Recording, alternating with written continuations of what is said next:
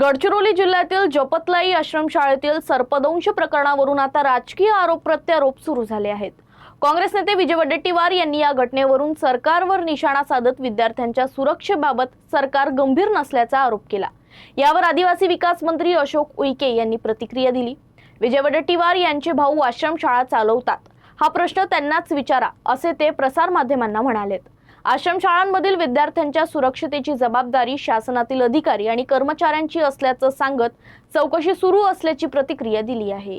5% मृत्यू सर्पदंशाने झाले, मग त्या संस्थेवर कारवाई का केली?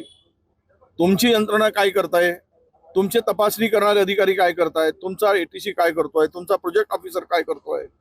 हे यांची जबाबदारी नाही, प्रकल्प अधिकाऱ्यांची, यांची आयुक्तांची जबाबदारी नाही। 542 मुलांचा मृत्यू 2 वर्षात होतोच कसा, हा खरा प्रश्न आहे। यांनी कोणावर जबाबदारी फिक्स केली? आश्रमशाळा आहेत, माझी एक आश्रमशाळा आहे, ठीक आहे, मी आश्रमशाळा चालवतो, आम्ही आश्रमशाळा चालवतो याचा अर्थ असा नाही तुम्ही 2000 रुपये एका विद्यार्थ्यांसाठी देताय, तुम्ही 5000 द्या, त्यामध्ये सांगा की हे पूर्ण झालं पाहिजे।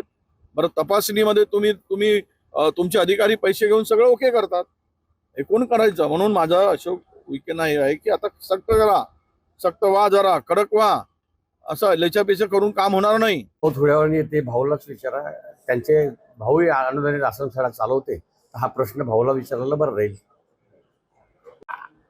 1 वर्षापासून अनुदानित आश्रमशाळेवर जो अधिकारी जात होता, व्हिजिट बुकमध्ये नोंद करत होता, त्यांना निलंबित करण्याच्या सूचना दिलेल्या आहे।